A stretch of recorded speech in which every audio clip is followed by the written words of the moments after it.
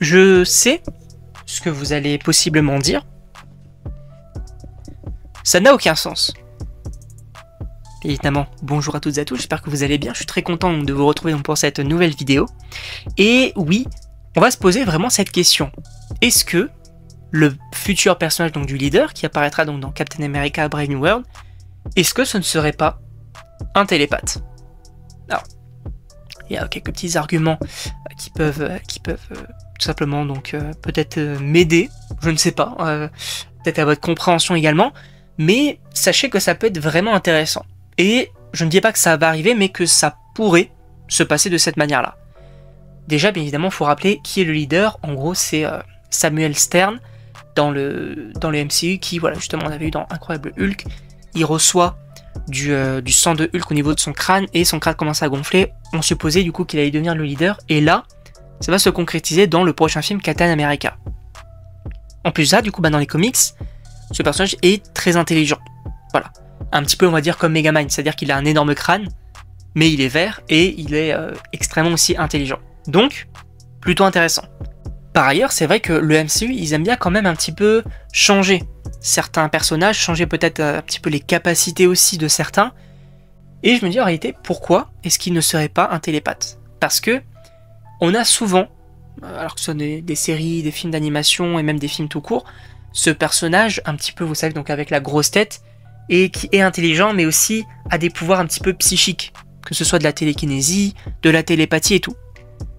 Donc déjà, on a ce, entre guillemets, ce personnage type qui peut aussi intervenir de ce côté-là et peut-être inspirer ce personnage.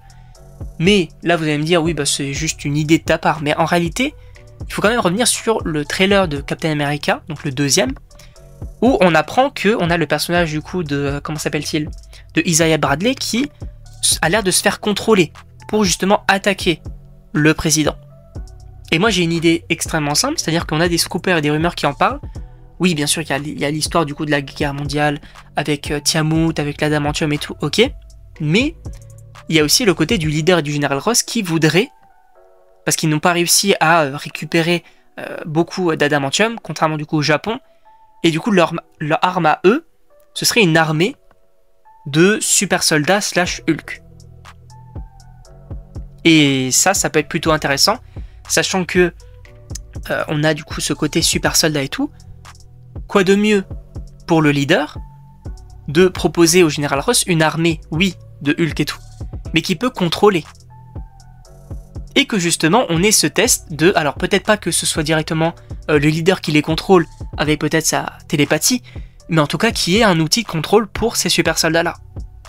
Du coup qui le teste sur Isaiah, que ça ne marche pas bien évidemment sur Sam Wilson parce que il n'a pas de serme de super soldats. En réalité je ne sais pas trop comment est-ce qu'il pourrait les contrôler, mais je pense que c'est pas impossible qu'il puisse justement avoir cette capacité là, ou même du coup une invention qui permet de cela.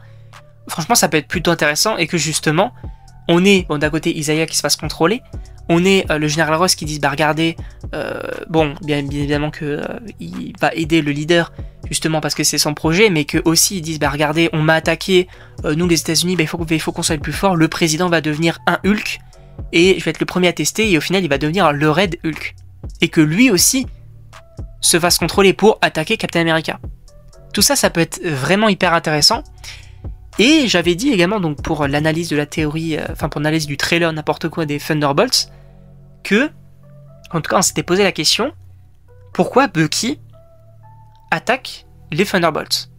Alors peut-être que c'est une raison toute simple, peut-être que, je ne sais pas, il ne faut pas qu'ils continuent sur cette route, peut-être que voilà, c'est une bonne action, mais qui a l'air d'en être une mauvaise. Pourquoi pas? Peut-être qu'il y a une explication toute simple. Mais il y a aussi ce côté de peut-être qu'il a l'air contrôlé. Alors, est-ce que c'est encore une fois avec, vous savez, donc c'est quelques mots de Hydra qui permettent du coup de contrôler le soldat de l'hiver? Je ne pense pas.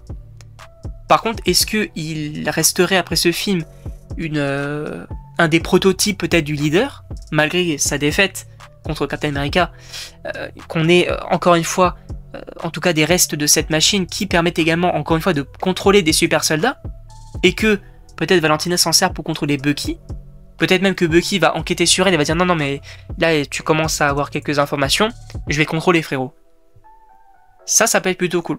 Après, vous allez me dire, dans ce cas, elle peut contrôler également, comment s'appelle-t-il, le Red Guardian et également US Agents.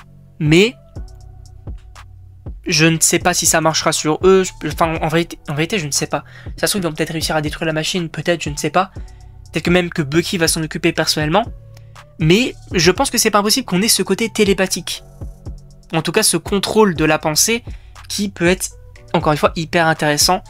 Parce qu'en plus, encore une fois, je viens d'y penser, mais on a dans le trailer. Alors, en VO, ils disent, du coup, Captain America, vous avez-vous déjà demandé qui joue avec qui? Parce qu'il utilise donc le mot play. Mais en VF, il utilise le mot qui manipule qui. Donc il y a aussi ce côté un petit peu joué, un petit peu manipulateur. Je pense que ça peut partir là-dessus. En tout cas, bien sûr, n'hésitez pas à me donner votre avis dans les commentaires. Et donc moi, il ne me reste plus qu'à vous dire à la prochaine pour une prochaine vidéo.